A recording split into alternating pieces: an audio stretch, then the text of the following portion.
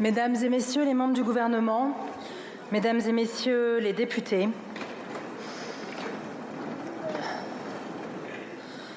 dans cet hémicycle où retentit sa voix, en une séance inoubliable de septembre 1981, c'est avec une profonde tristesse et une indicible émotion que je veux évoquer devant vous la mémoire du grand républicain qui vient de nous quitter. Robert Badinter, pourtant, semblait immortel. Depuis plus d'un demi-siècle, nous l'avons vu agir inlassablement. L'avocat pénaliste, le conseiller très écouté de François Mitterrand, le garde des Sceaux portant l'art oratoire à son degré suprême, mais aussi le président du Conseil constitutionnel, le sénateur et le président d'honneur du mouvement pour l'abolition universelle de la peine de mort. Sa force de conviction, son engagement, son sens aigu de la justice et du droit, vous les connaissez.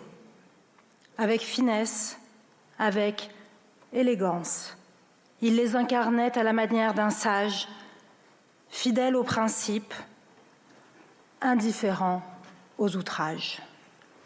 Homme de culture, amoureux des livres et des anciens manuscrits, Robert Badinter puisait dans l'histoire les modèles exigeants qu'il se donnait.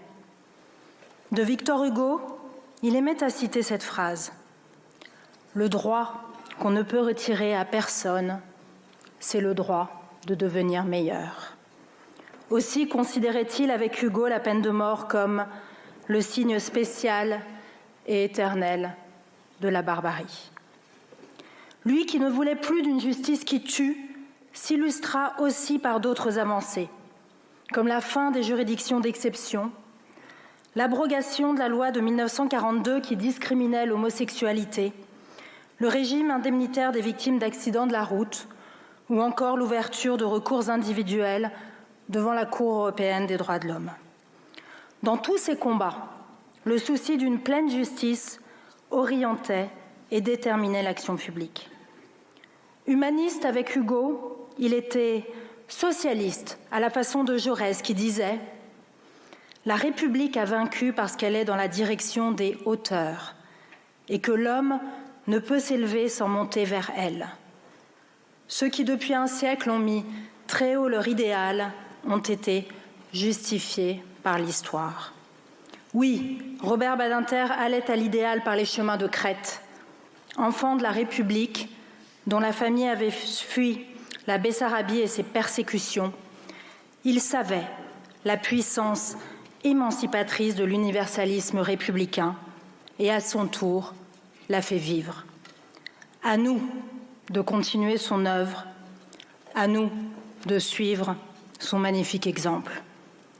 Hugo, Jaurès l'attendent aujourd'hui au temple des grands hommes, ce panthéon où, je le souhaite, Robert Badinter les rejoindra un jour. À son épouse, Élisabeth, à ses enfants, à ses amis et à ses proches, au nom de la représentation nationale et en mon nom personnel, j'adresse nos condoléances attristées. Mesdames et messieurs les membres du gouvernement, mesdames et messieurs les députés, en mémoire de Robert Badinter et en son hommage, je vous demande de bien vouloir observer une minute de silence.